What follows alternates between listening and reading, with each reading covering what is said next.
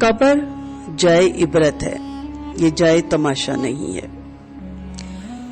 قبر بڑے خوف اور گھبراہٹ کی جگہ ہے۔ نبی کریم صلی اللہ علیہ وسلم نے خود یہ بات ارشاد فرمائی۔ ترمذی کی روایت ہے، میں نے قبر سے زیادہ گھبراہٹ والی جگہ کوئی نہیں دیکھی۔ ایک جنازے کے موقع پہ رسول اکرم صلی اللہ علیہ وآلہ وسلم قبر کے سرانے تشریف فرما تھے۔ آپ صلی اللہ علیہ وسلم قبر کی ہولناکیوں کو یاد فرما کر اس قدر روئے کہ آپ صلی اللہ علیہ وآلہ وسلم کے آنسوؤں سے قبر کی مٹی تار ہو گئی، اور آپ صلی اللہ علیہ وآلہ وسلم نے فرمایا، میرے بھائیوں، اس کے لیے کچھ تیاری کر لو۔ ترمذی کی روایت ہے۔ آپ صلی اللہ علیہ وسلم نے خود بھی قبر کے فتنے سے پناہ مانگی اور امت کو بھی اس سے پناہ مانگنے کی نصیحت فرمائی۔ آپ صلی اللہ علیہ وسلم کے طرز عمل کا یہ نتیجہ تھا کہ قبر کا ذکر آتے ہی صحابہ کرام رضی اللہ عنہ ابدیدہ اور غمزدہ ہو جاتے تھے۔ حضرت سلیمان فارسی رضی اللہ عنہ فرماتے ہیں، 3 باتیں مجھے غمزدہ کر دیتی ہیں اور میں غمزدہ ہو جاتا ہوں۔ پہلی بات، رسول اللہ صلی اللہ علیہ وسلم کی صحابہ کرام سے جدائی کا غم۔ دوسری بات، عذاب قبر، اور تیسری بات، قیامت کا ڈر۔ حضرت مالک بن دینار رحمت اللہ علیہ موت اور قبر کو یاد کر کے اس قدر روتے تھے کہ بے ہوش ہو جاتے تھے۔ رسول کریم صلی اللہ علیہ وسلم نے امت کو قبر کی زیارت کی اجازت ہی صرف اس لیے دی کہ اس سے آخرت کی یاد آئے گی۔ ترمذی مسند احمد کے بھی الفاظ ہیں، قبروں کی زیارت کرو کہ اس میں سامان عبرت ہے، یعنی انسان دنیا کو بھول کر آخرت کی طرف متوجہ ہوتا ہے، دنیا کی بے ثباتی پر غور و فکر کا موقع ملتا ہے، دوسروں کی قبریں دیکھ کر اپنی قبر کا خیال آتا ہے، عارضی دنیا کی خاطر اللہ اور اس کے رسول کی نافرمانی پر پشیمانی اور ندامت کا احساس پیدا ہوتا ہے، اپنے گناہوں پر توبہ اور استغفار کی رغبت پیدا ہوتی ہے۔ لیکن ہمارے ہاں جو کچھ ہو رہا ہے اس کا نتیجہ اس کے بالکل برعکس ہے۔ میں جب قبرستان جایا کرتی تھی کافی عرصے سے، پھر میں نے وہاں خاص طور پہ عید کے دنوں میں جانا چھوڑ دیا، کیونکہ جب آپ قبرستان جاتے ہیں تو وہاں ایک اور عید کا سما ہوتا ہے۔ خوبصورت ڈریس، خوبصورت جوتے، خوبصورت جولری، خوشبوئیں، پرفیوم اور میک اپ، اور ہاتھوں میں پھول اور گلدستے، قبر میں ڈالنے کے لیے چادریں، اور وہاں جا کے انسان موت کو اور قبر کو بھول کے کپڑوں کے ڈیزائن اور جوتوں اور شوزوں کے ڈیزائن اور جولری میں محو ہو جاتا ہے، اور دیکھتا ہے کہ دنیا کتنی زندہ دل ہے، ہم لوگوں نے کیوں اتنا یہ حال بنا رکھا ہے۔ ہاں، ویسے اب تب جائیں جب ایسے دن نہ ہو، جب قبرستان ویران ہو، تو شاید بلکہ یقیناً اس وقت عارضی دنیا کا پتہ اور ابدی دنیا کا خیال پیدا ہو سکتا ہے۔ آپ غور کریں، جن قبروں پر عشقیہ اور شرکیہ مضامین پر مشتمل قوالیوں کی مجلسیں لگی ہوں، وہاں آخرت کی یاد کیسے آئے گی؟ جب ڈھول ڈمکے کی تھاپ پر ملنگ اور ملنگنیاں دھمال ڈال رہی ہوں، وہاں منکر نکیر کا خیال کیسے آئے گا؟ جہاں آرائش حسن اور نمائش جسم کی دلدادہ طوائفوں کے مجرے ہو رہے ہوں، وہاں عذاب قبر یا ثواب قبر کی فکر کون کرے گا؟ جہاں تھیٹروں، فلموں اور حیات سوز ناچ گانوں کا بے حگم شور برپا ہو، وہاں موت کی یاد کیسے آئے گی؟ جہاں بے حجاب نوجوان دوشیزاؤں کا غیر محرم مردوں سے کھلے عام اختلاط ہو، وہاں توبہ استغفار کی رغبت کیسے ملے گی؟ جہاں صبح شام مجاوروں اور مریدوں کے ہجوم میں بھنگ اور چرس کے دور چل رہے ہوں، وہاں سفر آخرت کی بات کون کرے گا؟ جہاں دن رات نذرانے وصول کرنے اور دولت دنیا جمع کرنے کا کاروبار عروج پر ہو، وہاں فکر آخرت کا واز کون سنے گا اور کون سنائے گا؟ آپ کو اچھی طرح یاد ہوگا، اپریل 2001 میں بابا فرید کے مزار پہ واقعہ پاک پتن میں عرس کے موقع پر بہشتی دروازے سے گزرنے کے خواہش مند ہجوم میں سے 60 افراد اچانک بھگدڑ مچ جانے سے ہلاک ہو گئے۔ اس کی وجہ کیا بتائی جاتی ہے؟ وجہ یہ بتائی جاتی ہے کہ دربار کے سجادہ نشین کو حکومت دربار کی خدمت کے لیے 1.5 لاکھ سالانہ گرانٹ دیتی ہے، جبکہ سجادہ نشین بہشتی دروازہ کھولنے سے پہلے انتظامیہ سے کئی گھنٹے بحث فرماتے رہے کہ ان کی گرانٹ 1.5 لاکھ سے بڑھا کر 15 لاکھ کی جائے، تب وہ دروازہ کھولیں گے۔ چنانچہ دروازہ کھلنے میں بہت تاخیر ہو گئی اور دروازے کے قریب رش بڑھنے کی وجہ سے یہ حادثہ ہوا۔ آپ تفصیل کے لیے اخبار بھی منگوا سکتے ہیں، اور الدعویٰ کا مجلہ بھی ہے مئی 2001 کا، وہ بھی آپ منگوا سکتے ہیں۔ میں نے خود جب اخبار میں یہ خبر پڑھی تو میں پریشان ہو گئی کہ ایک تو جنت کا دروازہ دنیا میں، ہم بلا وجہ ہی نعوذ باللہ اتنی محنت کر رہے ہیں اس دروازے سے جانے کے لیے، اور پھر یہ بھی کہ اس دروازے سے تو سب سے پہلے وہ کس کے لیے کھولا جائے گا؟ اب سب اہل علم ہے، نبی کریم صلی اللہ علیہ وآلہ وسلم کے لیے، اور سب سے پہلے اس میں داخل بھی کون ہوں گے؟ آپ صلی اللہ علیہ وآلہ وسلم۔ اور یہاں یہ دروازہ تھا اور ہے، اور اس پہ مجاور بھی ہیں کھولنے کے لیے، اور وہ گرانٹ بھی بڑھا رہے ہیں، جبکہ وہاں فرشتے ہوں گے، اللہ کے حکم سے وہ دروازہ کھولیں گے۔ اور وہ یہ تو اتنی پرانی بات ہے، اب تو پتہ نہیں کتنی وہ گرانٹ لیتا ہوگا جنت کا دروازہ کھولنے کا، نعوذ باللہ۔ اور اتنی رش۔ اچھا، مرنے والوں کے بارے میں کیا رائے دی گئی؟ یہ تو سیدھے جنتی ہو گئے، کیونکہ یہ اس دروازے پہ مرے ہیں۔ تو ایک عجیب سا عقیدہ ہے، ایک عجیب سے حالات ہیں وہاں۔ آپ بتائیں کہ قبروں پہ جا کے کیا فکر آخرت ہوگی؟ قبر پرستی کا شرک آخرت میں انسانوں کی ہلاکت اور بربادی کا باعث تو ہے ہی، دنیا میں بھی اس کے معاشرتی نقصانات، اخلاقی بگاڑ اور دیگر ذلیل ثمرات کا اندراج بہت زیادہ اخباری خبروں سے آپ لگا سکتے ہیں۔ آئے دن آپ دیکھیں کہ کیسے کیسے وہاں حالات ہوتے ہیں، اغوا بہت ہوتے ہیں، اور اس کے علاوہ بھی بہت سے ریپ ہوتے ہیں، بہت سے وہاں زنا کی مجالس بھی ہوتی ہیں، اور بہت کچھ ہے۔ مثلا ضلع بہاولپور میں خواجہ محکم الدین میرائی کے سالانہ عرس پر آنے والی بہاولپور یونیورسٹی کی 2 طالبات کو سجادہ نشین کے بیٹے نے اغوا کر لیا تھا، جبکہ ملزم کا باپ سجادہ نشین منشیات فروخت کرتے ہوئے پکڑا گیا تھا۔ یہ آپ روزنامہ اخبار لاہور 15 اکتوبر 1992 کی خبر پڑھ سکتے ہیں۔ پھر راون میں بابا رحمت شاہ کے مزار پر عرس میں ورائٹی پروگرام کے نام پر لگائے گئے 7 کیمپوں میں محفلیں مجرا، درجن نوعمر لڑکیاں فوش ڈانس کر کے تماش بینوں سے داد حاصل کر رہی ہیں۔ تماش بین نئے نوٹوں کی گڈیاں لے کر یہاں پہنچتے ہیں اور رات 2 بجے تک گھنگرو کی جھنکار پر شرابیوں کا شور سنائی دیتا ہے۔ سائیکل شو پر پروگرام نوعمر لڑکے لڑکیوں کے روپ میں ڈانس کر کے ہم جنس پرستیوں کی دعوت دے رہے ہیں۔ عرس میں جوا، شراب نوشی، اسلحے کی نمائش سر عام ہے۔ شہریوں کے احتجاج کے باوجود کوئی کارروائی نہیں کی گئی۔ یہ بھی روزنامہ نوائے وقت لاہور 6 اگست 2001 کی آپ منگوا کے پڑھ سکتے ہیں۔ اور ہم تو پاکستان میں بیٹھے ہیں اور یہ چیز بڑی کثرت سے دیکھتے ہیں، اور جب عرس آتے ہیں تو ٹی وی پہ بھی اس کے پروگرام نشر ہونے لگ جاتے ہیں اور سوشل میڈیا پہ بھی تصویریں آنے لگ جاتی ہیں، تو بہت دل خون کے آنسو ہوتا ہے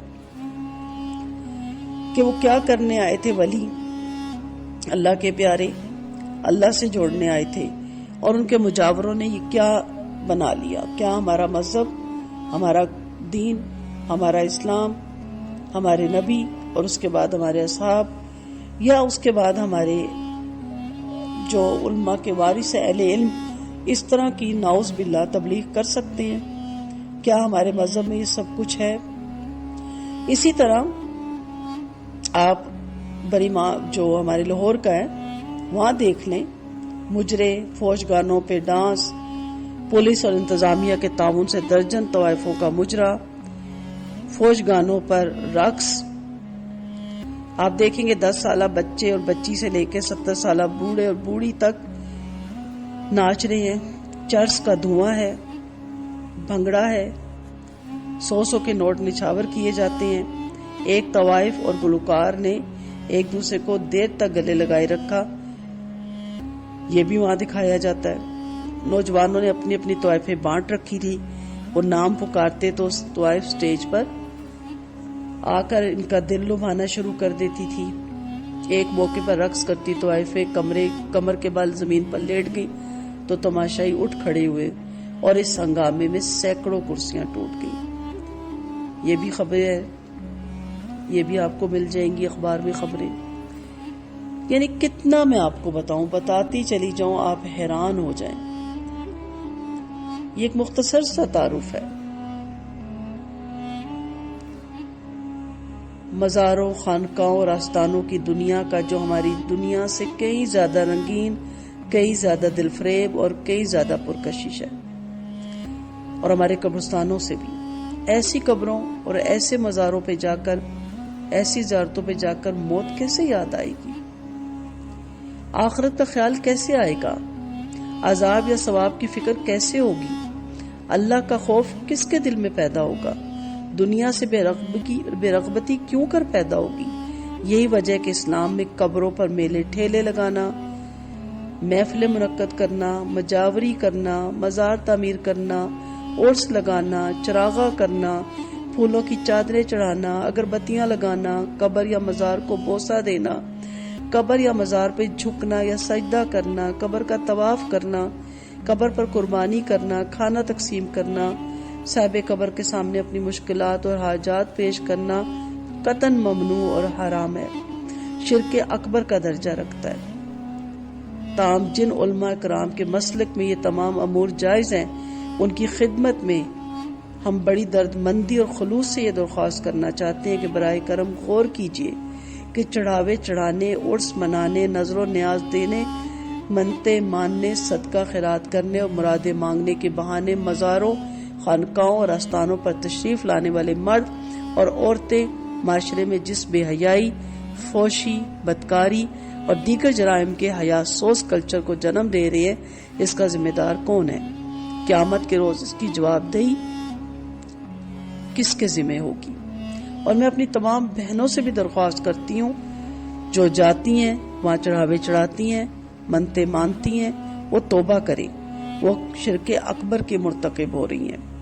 ہمارا کام آپ تک میسیج پہنچا دینا تھا، عمل کرنا آپ کا کام ہے۔ اللہ سے توفیق مانگے کہ اللہ تعالیٰ آپ کو شرک اکبر اور شرک اصغر سے بچائے۔ پھر ہم ان علماء کرام کی توجہ ایک اور بات کی طرف بھی مبذول کروانا چاہیں گے کہ یہ ایک مسلمہ حقیقت ہے کہ خیر اور بھلائی سے خیر اور بھلائی کے سوتے پوٹتے ہیں، جبکہ برائی اور گناہ سے برائی اور گناہ کے سوتے پوٹتے ہیں۔ ایسا کبھی نہیں ہوا کہ آم کا درخت بویا جائے تو اسے تھور کا پھل لگے، یا تھور کا درخت بویا جائے تو اس پہ آم کا پھل لگے۔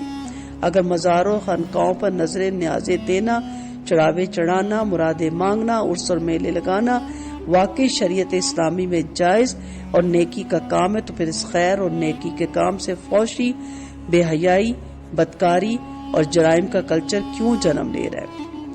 ہمارے اسلامی جمہوریہ پاکستان کے معاشرے کو جوا، زنا، شراب، منشیات اور دیگر جرائم سے پاک کرنے کا عزم رکھنے والے علماء کرام کیا ہمارے اس سوال پر سنجیدگی سے غور کرنا پسند کریں گے؟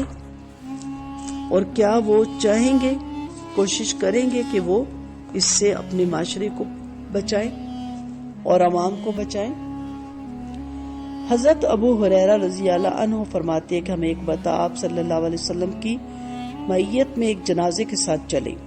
قبرستان پہنچ کر آپ صلی اللہ علیہ وسلم نے ایک قبر کے پاس تشریف فرما ہوئے اور ارشاد فرمایا کہ یہ قبر پر کوئی دن ایسا نہیں گزرتا جس میں وہ نہایت وسیع اور صاف آواز کے ساتھ یہ اعلان نہیں کرتی کہ اے آدم کے بیٹے تو مجھے بھول گیا، میں تنہائی کا گھر ہوں، اجنبیت کا گھر ہوں، میں وحشت کا گھر ہوں، میں کیڑوں کا گھر ہوں، میں نہایت تنگی کا گھر ہوں، مگر اس شخص کے لیے جس پر اللہ تعالیٰ مجھے وسیع بنا دے۔ اس کے بعد آپ صلی اللہ علیہ وسلم نے فرمایا کہ قبر جنت کے باغوں میں سے ایک باغ ہے یا دوزخ کے گڑھوں میں سے ایک گڑھا ہے۔ اب آپ بتائیں کہ اتنے شور و غل میں آپ کو کہاں پتہ چلے گا کہ قبر اتنی وسیع زبان میں پکارتی ہے؟ جب آپ خاموش ہوں گے، سنجیدہ ہوں گے، غور و فکر کریں گے تو پھر آپ کو یہ آواز سنائی دے گی، آپ کے ارد گرد ہر وقت یہ آواز سنائی دے گی. ادروائز تو اتنے شور و غول اور میوزک میں آپ کو کیسے یاد آئے گا، کیسے یہ آواز سنائی دے گی. حضرت برارہ بن اعظم رضی اللہ عنہ کی ایک روایت میں ہے کہ آپ صلی اللہ علیہ وسلم نے ارشاد فرمایا کہ جب کافر جواب دیتے ہیں کہ ہائے ہائے مجھے نہیں پتا، تو آسمان سے منادی آواز دیتا ہے کہ اس نے جھوٹ کہا، اس کے نیچے آگ بچھا دو اور اسے آگ کا پہناوا پہنا دو اور اس کے لیے دوزخ کا ایک دروازہ کھول دو. چنانچہ دروازہ کھول دیا جاتا ہے جس کے ذریعے دوزخ کی تپش اور سخت گرم لو آتی رہتی ہے اور اس کی قبر تنگ کر دی جاتی ہے، یہاں تک کہ اس کی پسلیاں ادھر سے ادھر ہو جاتی ہیں. پھر اس کو عذاب دینے کے لیے ایک عذاب دینے والا مقرر کر دیا جاتا ہے جو اندھا اور بہرا ہوتا ہے. اس کے پاس لوہے کا گز ہوتا ہے جس کی حقیقت یہ ہے کہ اگر وہ پہاڑ پہ مار دیا جائے تو پہاڑ ضرور مٹی کا ہو جائے. پھر ارشاد فرمایا کہ اس گز کو ایک مرتبہ مارتا ہے تو اس کی آواز کو انسان اور جنات کے علاوہ پورم پچھم کے درمیان کی ساری مخلوق سنتی ہے. ایک مرتبہ مارنے سے وہ مٹی ہو جاتا ہے اور پھر لوٹا دی جاتی ہے. احمد ابو داؤد کی روایت ہے.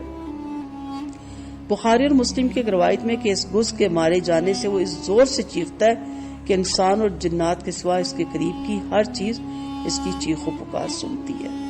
تو قبروں میں جائیں تو کثرت سے ان کی بخشش کی دعا کریں اور اپنی بھی بخشش کی دعا کریں کہ اللہ تعالی ہمیں قبر کے عذاب سے محفوظ رکھے. تو قبر عبرت کا مقام ہے، جائے تماشا نہیں ہے. ہم لوگ قبروں پہ جاتے ہیں، چادریں چڑھا کے سمجھتے ہیں حق ادا کر دیا. اصل ہے کہ ان کے لیے بخشش کی کثرت کی دعا مانگیں. سوال یہاں یہ پیدا ہوتا ہے کہ انسان اور جنات کو میت کے مارنے اور اس کے چیخنے کی آوازیں کیوں نہیں سنائی دیتی؟ تو اس کا جواب یہ کہ انسانوں اور جنات کو عالم برزخ سے واسطہ پڑتا ہے. اگر ان کو عذاب قبر دکھا دیا جائے یا کانوں سے وہاں کی مصیبت زدوں کی پکار سنا دی جائے تو ایمان لے آئیں اور نیک عمل کرنے لگے، جبکہ خدا کے یہاں ایمان بالغیب معتبر ہے. بن دیکھے کا ایمان، یقین کرنا، صرف رسول اللہ صلی اللہ علیہ وسلم کی بات سن کر مان لینا، چاہے سمجھ میں آئی یا نہ آئی. آتی تو ہے لیکن بعض دفعہ بعض چیزوں کی حکمت نہیں سمجھ آتی. بہرحال آپ کی بات کو صحیح مانیں، اسی کو ایمان فرمایا گیا. قرآن مجید میں آتا ہے بلا شبہ جو لوگ اپنے رب سے بن دیکھے ڈرتے ہیں ان کے لیے مغفرت اور بڑا اجر ہے. اور اگر دوزخ اور جنت اور برزخ کے حالات آنکھوں سے دکھا دیے جائیں تو پھر ایمان بالغیب نہ رہی اور سب مان لیں اور مومن ہو جائے، مگر اللہ کے یہاں آنکھوں سے دیکھے ہوئے پہ ایمان لانا معتبر نہیں ہے. اسی وجہ سے مرتے وقت ایمان لانے کا اعتبار نہیں، کیونکہ اس وقت عذاب کے فرشتے نظر آ جاتے ہیں. اور ایمان کے ساتھ عمل صالح بھی ہونا ضروری ہے. خالی ایمان تو فرعون بھی لایا تھا ڈوبتے وقت، اس نے بھی کہا تھا کہ میں موسیٰ اور ہارون علیہ السلام کے رب پر ایمان لایا، اور اس وقت اللہ تعالیٰ نے کہا الآن، اب اس وقت کا عذاب نفع بخش نہیں ہوتا.